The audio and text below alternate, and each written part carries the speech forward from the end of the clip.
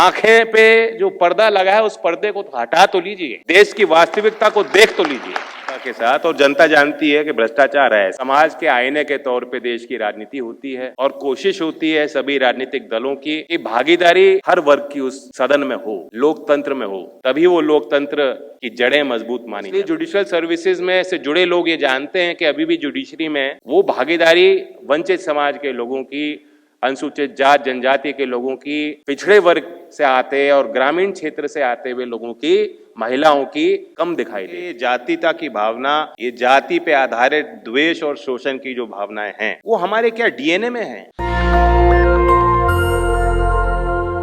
मैं आपके भावना का सम्मान करते हुए और इतना प्रयास और इतना शानदार कार्यक्रम आपने आयोजित किया है, मैं ज्यादा कुछ नहीं कहूँगा। अपने तरफ से बधाई दूंगा महासंघ को, पूरे देश के जो डेलीगेट्स यहाँ उपस्थित हैं।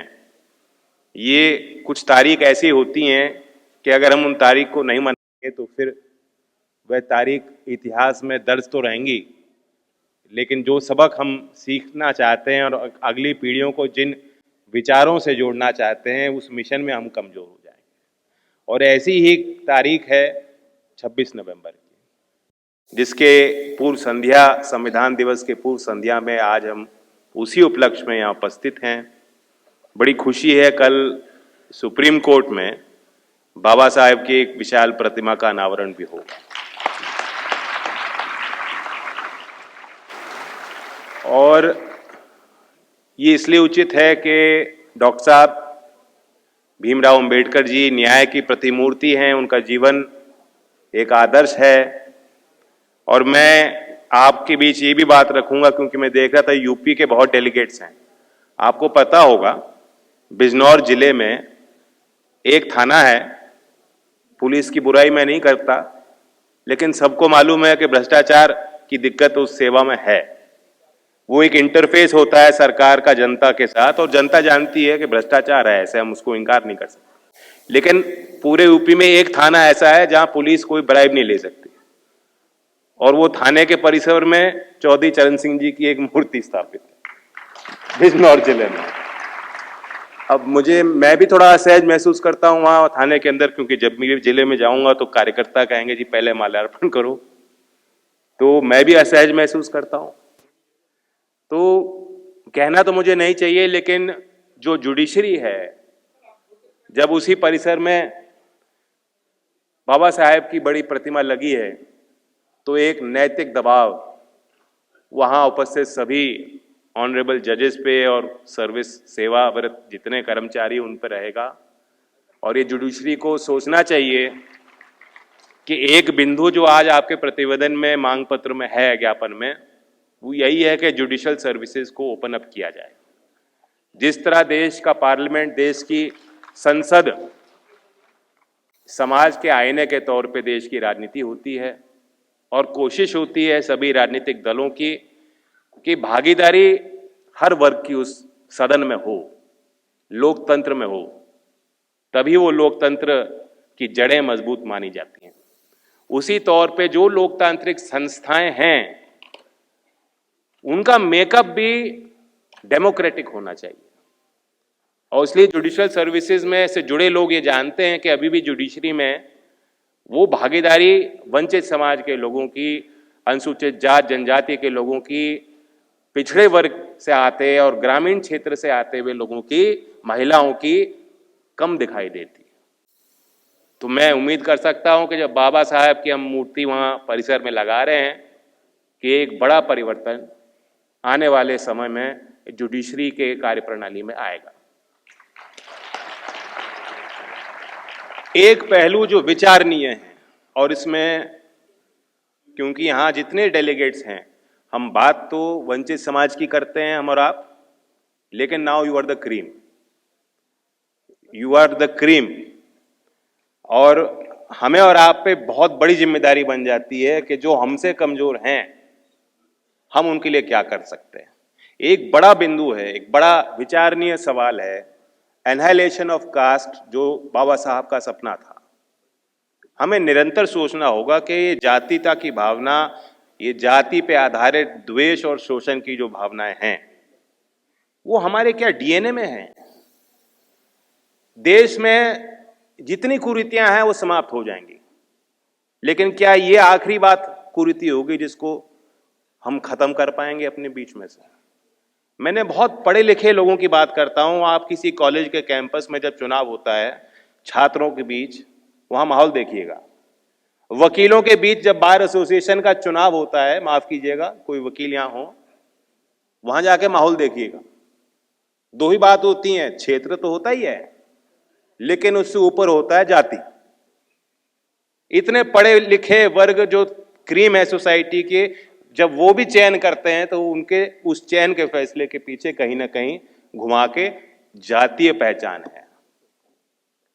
इस देश में क्राइम की हम बात करें, जो एट्रोसिटी एक्ट है SC ST का, उसमें कितने मुकदमे अब दर्ज हो रहे हैं? कहीं भी संख्या घटती नहीं दिखाई देती।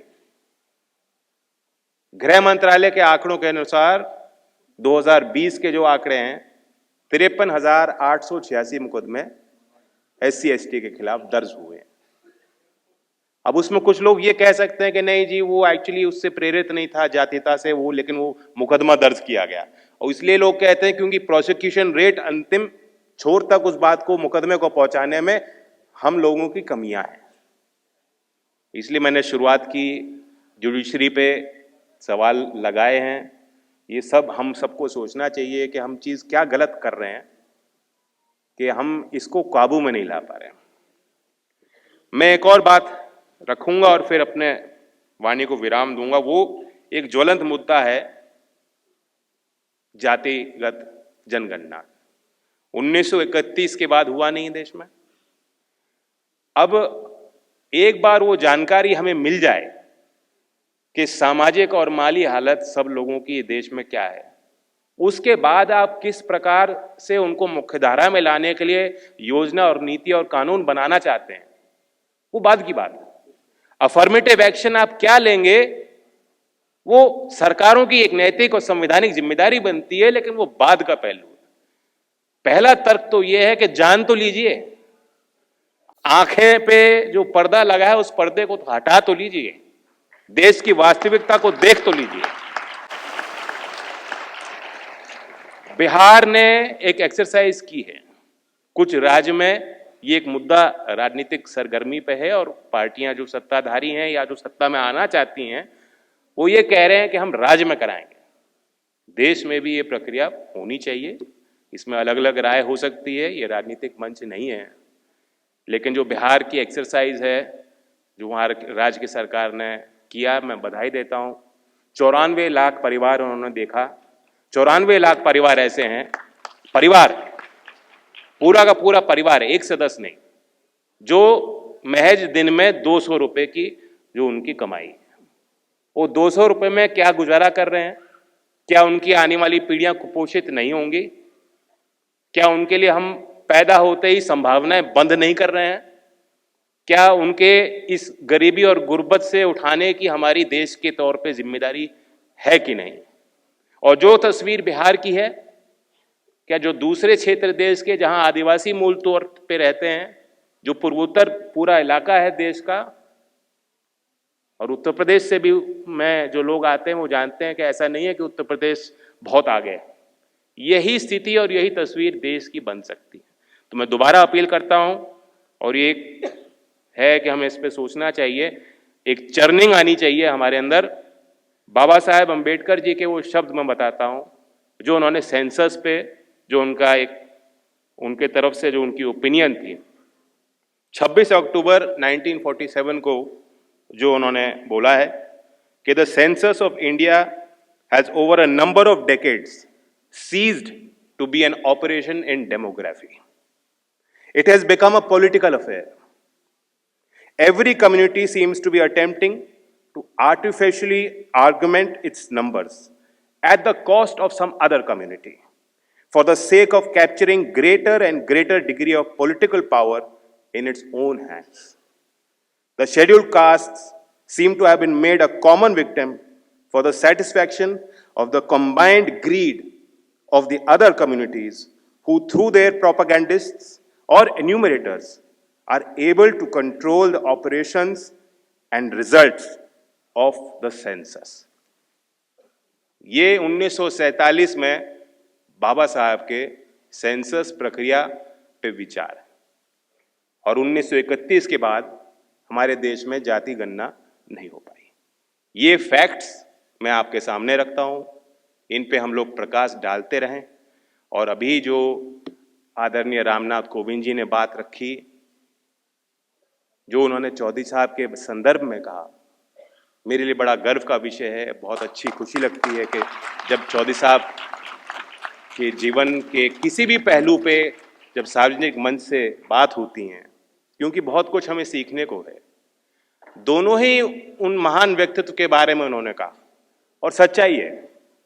अंबेडकर जी के बारे में तो मैं कहता हूं, वो एक सिर्फ व्यक्ति का नाम हम लेते हैं अंबेडकर, वो ही नहीं है। वो अपने आप में एक सामाजिक आंदोलन और क्रांति की प्रतिमूर्ति हैं, ज्ञान का सागर हैं। इस देश में मुझ जैसे तो कितने भारी लोग अगर बैठ जाएं, और भी इंटेलेक्चुअल्स बैठ जाएं, कितने बैठ जाएं, 10 जीवन काल लगेंगे कि हम उनकी राइटिंग्स, उनके स्पीचेस, उनके लिखे गए लेखों को, उनके मल्टी फैसेटेड पर्सनैलिटी को अगर पूर्ण रूप से समझना है 10 लाइफ टाइम चाहिए, उससे कम समय नहीं चाहिए। लेकिन जो उन्होंने बात कही कि दलितों के मसीहा चौधरी चरण सिंह जी किसानों के मसीहा, मैं इतना ही कहूंगा कि जब हम किसी भी व्यक्ति को दिव्य शक्ति देते हैं अपनी कथनी से, उनके जाने के बाद, हम तो उनको सम्मान देने के लिए कहते हैं। लेकिन जैसे किसी चीज को, प्राकृतिक संपदा को जब आप मां का उपाधि दे देते हैं, मतलब वो खत्म हो जाएगी। हम इंडिया में जिस भी चीज को मां कहते हैं, मतलब वो खत्म, वो बचेगी नहीं। चाहे वो हमारी नदियों की स्थिति है, जो हालात है आप देख सकते हो।